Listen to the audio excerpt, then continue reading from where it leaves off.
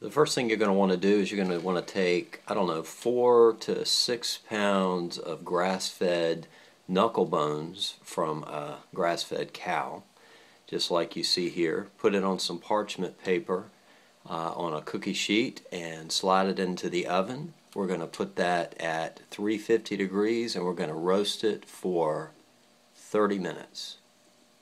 And there's a little better close-up of what those bones look like after they've roasted for 30 minutes. Nice and brown. It'll be some great tasting stock.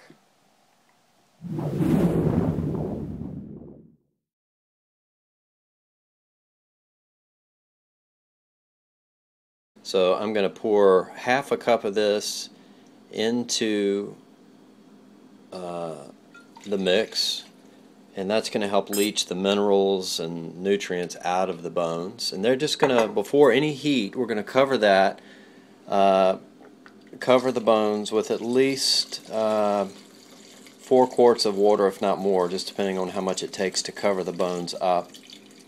And again, we're going to let that just soak without heat for an hour and proceed from there. Here's what I've got. I've got actually 2 medium-sized onions that are organic. All my vegetables are organic. I've got 3 large carrots in here. Notice everything's cut up very coarsely or in large chunks. I even left the skins on the onions, just wash them off because they are organic. And you can get some vitamins and stuff out of that too, which is good. I got 3 stalks of celery, and finally I actually cut up 1 fennel because I like that flavor. So you can put whatever you want, but typically it's 3 onions, 3 large carrots, and 3 stalks of celery goes into the basic stock. So I'm going to add this and then add a little bit of sea salt to that, and I'm going to bring it to a boil.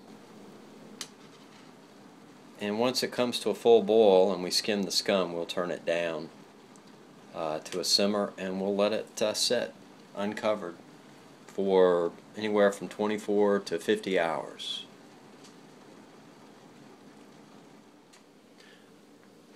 We've just hit the 30-hour mark, and if you take a look at this, you'll see that the onions have caramelized on the top. This thing smells fantastic. Notice there's some bubbling going on, but it's not like a full-on rolling boil. You don't want it too hot. You don't want too much heat in there. You just want it simmering so that there's movement under the surface here, and that's what's going on here.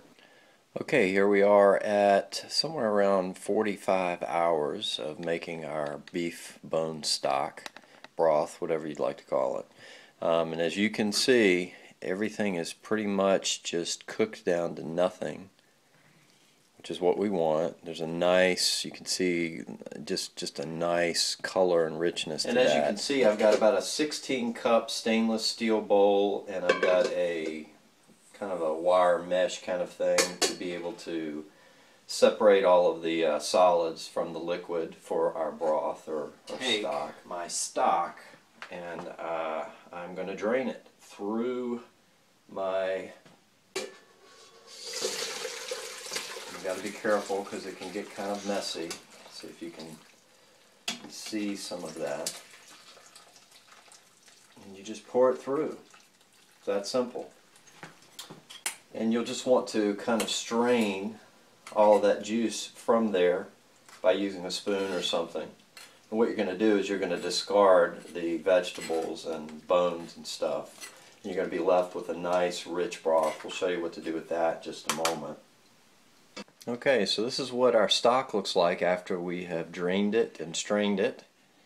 Gotten out all of the impurities, or I shouldn't say impurities, but all of the used up vegetables and bones and everything. There's a nice layer of fat on top of this which will solidify, particularly once we refrigerate it.